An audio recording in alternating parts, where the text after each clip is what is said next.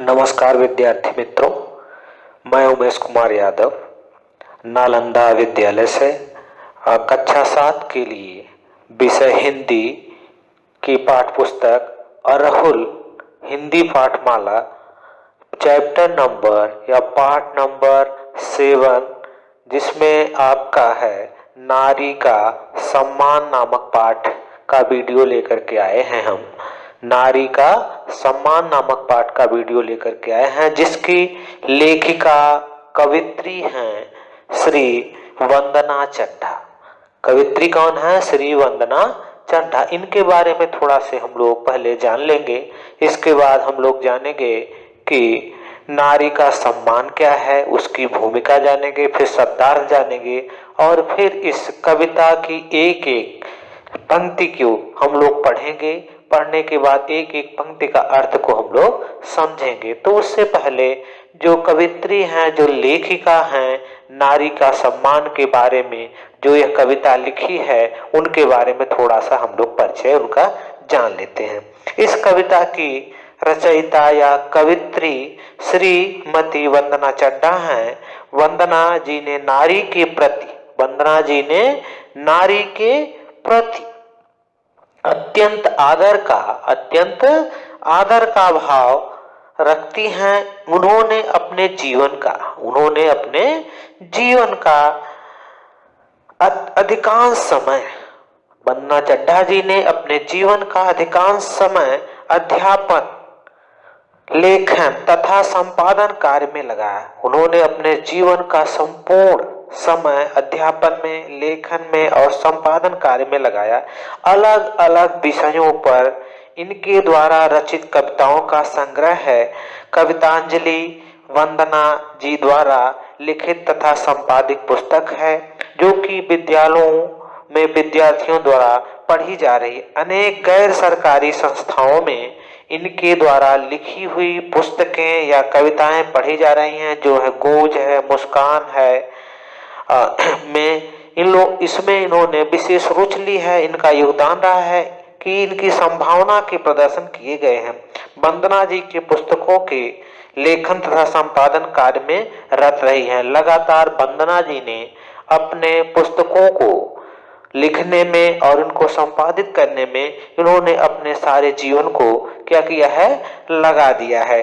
तो आइए अब हम लोग नेक्स्ट आगे बढ़ते हैं, जो कि चैप्टर नंबर 7 है आपका, कि नारी का सम्मान। क्या है चैप्टर नंबर 7? नारी का सम्मान। तो प्राचीन समय में नारी माने महिलाओं को सबसे पहली बात तो सम्मान बहुत कम दिया जाता था, और उन्हें इतना ही नहीं, शिक्षा से भी वंचित रखा जाता था, और उनको एक चहरदीवारी के अंदर, घर के अंदर कैद रखा जाता था। उनसे समाज से कोई मतलब नहीं रखने दिया जाता था, और संपूर्ण निर्णय लेने का अधिकार सिर्फ पुरुषों पर था। तो ऐसे हमारे समाज में बहुत तमाम प्रकार की रूढ़ियां थी, जिससे महिलाओं को बहुत कष्ट सहना पड़ता था। तो उसी को लेकर के श्री वंदना कुमारी चड्ढा ने यह कविता लिखी है। इसमें उन्होंने स्पष्ट यह बताने की कोशिश किया है कि प्रस्तुत कविता नारी के सम्मान हेतु रची गई है। यह कविता नारी के सम्मान के लिए रची गई है। इस कविता में कवित्री ने यह दर्शाने का प्रयास किया है कि नारी के सम्मान, त्याग, बलिदान, ममता तथा वीरांगना कोई दूसरा नहीं है। करा है वंदना कुमारी जी कह रही हैं कि नारी के समान त्यागी, बलिदान और ममता और दूसरे के अंदर नहीं आ सकता। वह धैर्य की प्रतिमा है। उनके अंदर बहुत अत्यधिक धैर्य धारण करने की शक्ति होती है। तमाम प्रकार को कष्टों को वो सह लेती हैं, फिर भी अपना मुंह नहीं खोलती। चाहे उस पर कितने भी कष्ट आए, फिर भी वह चुपचाप सहती है। पर आज नारी अबला नहीं है, सबला। अबला माने होता है कमजोर, सबला माने होता है मजबूत। पहले की नारियां पुरुषों पर आश्रित थी, इसलिए उन्हें अबला कहा जाता था। लेकिन आधुनिक युग की नारियां अबला नहीं बल्कि सबला हैं। वह घर, परिवार तथा नौकरी सब में तालमेल बनाकर जीवन को चलाती है। आज की नारी घर पर, परिवार में, नौकरी में हर जगह तालमेल बना करके चलती हैं। आज की नारी स्वावलंबी हैं, अपने ऊपर विश्वास रख करके जीना जानती हैं। और पहले की प्राचीन समय की नारियां स्वावलंबी नहीं बल्कि परावलंबी होती थी, पुरुषों के ऊपर डिपेंड होती थी, उनकी सारी गतिविधियां पुरुषों के ऊपर हुआ करती थी। तो नारी का अधिकतर नारियां आज के समाज में कामकाजी हैं। आज के समाज में नारियां, महिलाएं बहुत कामकाजी हैं। वे नौकरी भी करती हैं, परिवार की देखभाल भी करती हैं। यह सत्य है कि जहां नारी पूजी जाती है, सम्मान दिया जाता है, वहां देवताओं का निवास होता है। जहां पर नारियों को सम्मान दिया जाता है, जिस परिवार में, वहां पर उस परिवार में देवता का निवास होता है। इसीलिए किसी कवि ने ठीक ही लिखा है, कहा है कि घर घरनी नहीं भूत का डेरा, जिस घर में महिलाएं न हो वह घर का माहौल ऐसा हो जाता है जैसे प्रेत माने भूत को निवास करने का स्थान हो। और जिन घर में महिलाएं होती हैं उस घर को उन्होंने संभाल करके साफ सुथरा रखती हैं और उसको सुसज्जित रखती हैं, उसको सही से चलाती हैं। तो इस प्रकार से आज की नारियां पुरुषों से कम नहीं हैं। इसके तमाम उदाहरण हम देख सकते हैं। स्वतंत्रता संग्राम से लेकर के आज तक के तमाम ऐसे उदाहरण हैं जहां पर नारियों ने अपना योगदान दिया है। आप लोगों ने जानते होंगे झांसी की रानी, बछेंद्री पाल, श्रीमती निर्मला सीतारमण जो कि हमारे देश के रक्षा मंत्री भी रह चुकी हैं, इंदिरा गांधी और प्रतिभा देवी पाटिल। इस प्रकार से तमाम ऐसी नारियां हैं जिन्होंने पुरुषों से भी अधिक काम किया है। और नीरजा का नाम अभी नेक्स्ट चैप्टर में आप लोगों ने पढ़ा होगा। इस प्रकार की तमाम ऐसी नारियां हैं कि जो पुरुषों से भी अच्छा काम करके दिखाई हैं। इसलिए आज बेटी और बेटा में कोई भेदभाव नहीं रखना चाहिए, दोनों को समान भाव से देखना चाहिए। इसीलिए सरकार ने नारा दिया है, बेटी बचाओ बेटी पढ़ाओ, बेटी बचाओ बेटी पढ़ाओ। बेटी और बेटे में कोई अंतर नहीं होता, दोनों समान होते हैं।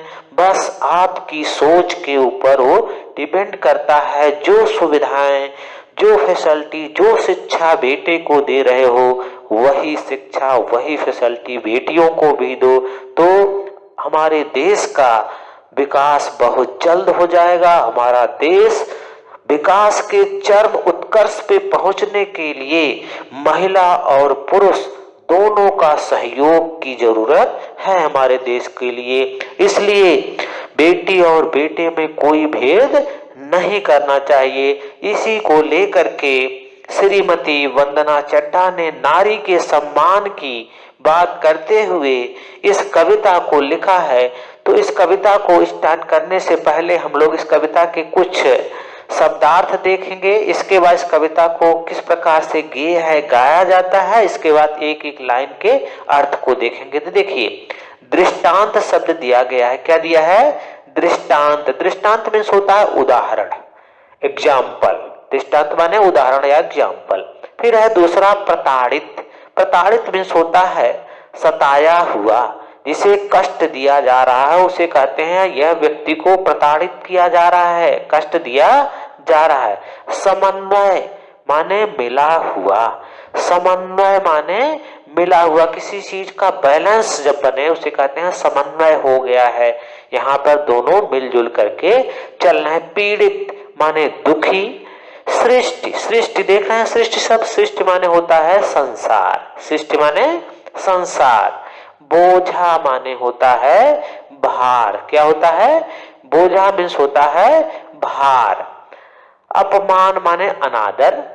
सदा माने हमेशा, सदा माने हमेशा।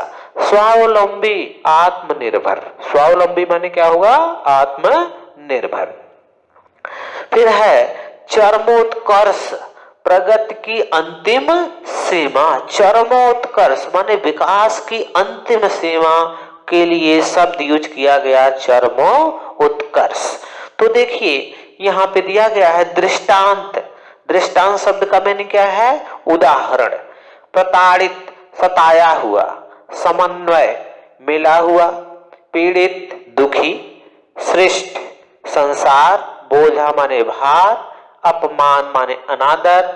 सदा माने हमेशा। स्वावलंबी माने आत्मनिर्भर। और चरमोत्कर्ष, प्रगति की सीमा को छूने वाला। चरमोत्कर्ष की बात कर रहा। अब हम लोग आते हैं कि नारी के सम्मान के लिए जो वंदना कुमारी चड्ढा ने ये कविता लिखी है उसको हम लोग पढ़ेंगे। इसके बाद इसके एक एक लाइन का अर्थ हम लोग समझेंगे। तो हम लोग देखते हैं किस प्रकार से इसमें इनकी भूमिका दी गई है। उसको पहले थोड़ी सी भूमिका देखेंगे, फिर हम लोग इस कविता को पढ़ेंगे। प्रस्तुत कविता नारी के सम्मान हेतु रची गई है। प्रस्तुत कविता नारी के सम्मान हेतु रची गई है, जिसमें यह संदेश स्पष्ट रूप से परिलक्षित होता है। परिलक्षित माने दिखाई देता है। जिसमें यह संदेश स्पष्ट रूप से दिखाई देता है कि जीवन के किसी भी क्षेत्र में, जीवन के किसी भी क्षेत्र में आज की नारी पुरुषों से पीछे नहीं है। उसमें इतनी क्षमता है कि पुरुषों के साथ कंधे से कंधा मिलाकर चलते। कंधे से कंधा मिलाकर चलने का मतलब है पुरुष के बराबर वो कार्य कर सकती हैं। तो वंदना कुमारी चड्ढा ने इस कविता को लिखा, तो इसको हम लोग किस प्रकार से गेय बना सकते हैं, कैसे गा सकते हैं, उसको देखेंगे पहले। इसके बाद एक एक लाइन का हम अर्थ आपको बताएंगे। कह रहा है बलिदान तथा ममता का साक्षात रूप नारी है। बलिदान तथा ममता का साक्षात रूप नारी है। त्याग तथा प्रेम के समन्वय की दृष्टांत नारी है। बलिदान तथा ममता का साक्षात रूप नारी है। त्याग तथा प्रेम के समन्वय की दृष्टांत नारी है। महान है तू नारी, महान है तू नारी, जिसने सृष्टि को चलाया है। महान है तू नारी, जिसने सृष्टि को चलाया है। वीरांगना भी तू है, वीरांगना भी तू है नारी। स्वतंत्रता संग्राम में भी हाथ बटाया है। वीरांगना भी तू है नारी। स्वतंत्रता संग्राम में भी हाथ बटाया है। यूं तो पूजी जाती है संसार में, क्योंकि जन्मदात्री है। यूं तो पूजी जाती है संसार में, क्योंकि जन्मदात्री है। मगर कहीं कहीं तेरे अपमान की सीमा नजर आती है। जन्म देने वाली पुरुषों को उनके ही पैरों तले रौंदी जाती है। जन्म देने वाली पुरुषों को उनके ही पैरों तले रौंदी जाती है। उन्हीं के द्वारा प्रताड़ित की जाती हैं। तू जीवन दूसरे को देती है, तू जीवन दूसरे को देती है, स्वयं पीड़ित होकर भी मुस्कुराती है, स्वयं पीड़ित होकर भी मुस्कुराती है। सवाल एक मन में सदा फिर भी उठता है, सवाल एक मन में सदा फिर भी उठता है, बेटी के पैदा होते ही सवाल एक मन में सदा फिर भी उठता है, बेटी के पैदा होते ही पिता अनजाने ही घबरा जाता है, पिता अनजाने ही घबरा जाता है। यह नहीं है इस हमारी भारतीय संस्कृति, यह नहीं है हमारी भारतीय संस्कृति, नहीं मर्यादा है हमारी, नहीं मर्यादा है हमारी, कि नारियों के अपमान के, कि नारियों के अपमान के